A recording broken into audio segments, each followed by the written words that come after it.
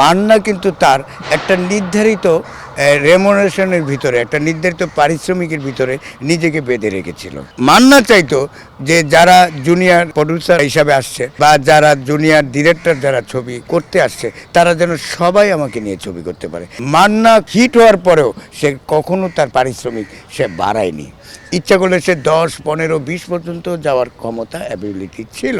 একটি ছবি super hit হওয়া মানে আমার 5 লাখ বেড়ে গেল, একটি ছবি হিট হওয়া মানে আমার 3 লাখ বেড়ে গেল। এটা মান্না কখনো তার মনের ভিতরে ধারণ করেনি। এবং মান্নার সাহেব, আমি বলবো যে চলচ্চিত্রে যদি বেঁচে থাকতো একটা মিনিমাম বাজেটের মধ্যেই ছবি হতো, এখনও ছবি হতো। কিন্তু কিছু আর্টিস্টের কারণে অনেক প্রযোজক সামর্থ্য বাইরে চলে গেছে চলচ্চিত্র নির্মাণের। দেখেন, এখানে আসলে এগুলি তো ইন্টারনাল ব্যাপার। তারপরেও আমি বলি, স্বাক্ষর মানির ব্যাপারটা হলো এটা টোটালি কিন্তু নিজস্ব সেলফ, যে আমি কত নেব, কিভাবে নেব, এটা total depend on producer, director এবং আর্টিস্টের উপর ডিপেন্ড করতো। তো আমি যেটা জানি, আমি যেটা দেখেছি সেটা হলো যে মান্না কিন্তু তার একটা নির্ধারিত রেমুনারেশনের ভিতরে, একটা নির্ধারিত পারিশ্রমিকের ভিতরে নিজেকে বেঁধে রেখেছিল। মান্না চাইতো যে যারা জুনিয়র হিরো প্রডিউসার হিসাবে আসছে বা যারা জুনিয়র ডিরেক্টর যারা ছবি করতে আসছে তারা যেন সবাই আমাকে নিয়ে ছবি করতে পারে, এবং তাই হয়েছিল। যে কারণে মান্না কখনোই তার হিট হওয়ার পরেও সে কখনো তার পারিশ্রমিক সে বাড়ায়নি। ইচ্ছা করলে সে 10, 15, 20 পর্যন্ত যাওয়ার ক্ষমতা অ্যাবিলিটি ছিল। কিন্তু উনি কিন্তু সেই 6-7-এর মধ্যেই সীমাবদ্ধ রেখে গেছেন, যেটার জ্বলন্ত প্রমাণ এই মান্নাই একমাত্র তার রেমুনারেশন বাড়ায়নি।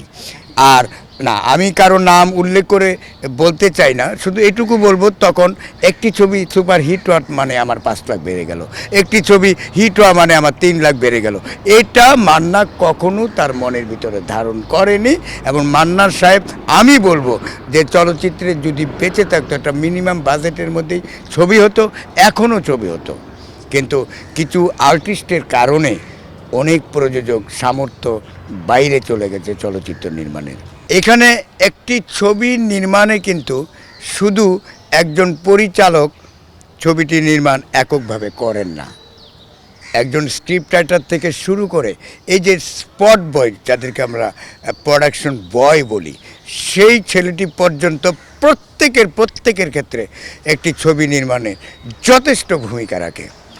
একজন পরিচালকের, একজন চিত্রগ্রাহক মানে ক্যামেরাম্যান, একজন সঙ্গীত পরিচালক, একজন রূপসজ্জাকর, একজন শিল্পীকে তার গ্ল্যামার মেকআপ দিয়ে দর্শকদের সামনে তার চরিত্র অনুযায়ী মেকআপ করে দিচ্ছে। তার মানে অত্যন্ত ইম্পর্ট্যান্ট একটা গুরুত্বপূর্ণ একটা পোস্ট। একজন চিত্রগ্রাহক তার পরিচালকের কম্পোজিশনকে, পরিচালকের চিন্তা ভাবনাকে উনি একমাত্র পর্দায় তুলে নিয়ে আসেন, যেটা দর্শকরা দেখে হাততালি দিচ্ছে। আমি বলবো, নেপথ্যে একজন পরিচালকের ভূমিকাই শুধু সবচেয়ে বড় নয়, একজন পরিচালকের সঙ্গে যারা কাজ করছেন, যারা তার হাতকে মজবুত রাখছেন, অনুপ্রেরণা দিয়ে উৎসাহ দিচ্ছেন, কাজ করছেন, তাদের সবাইকে নিয়ে একটি চলচ্চিত্র।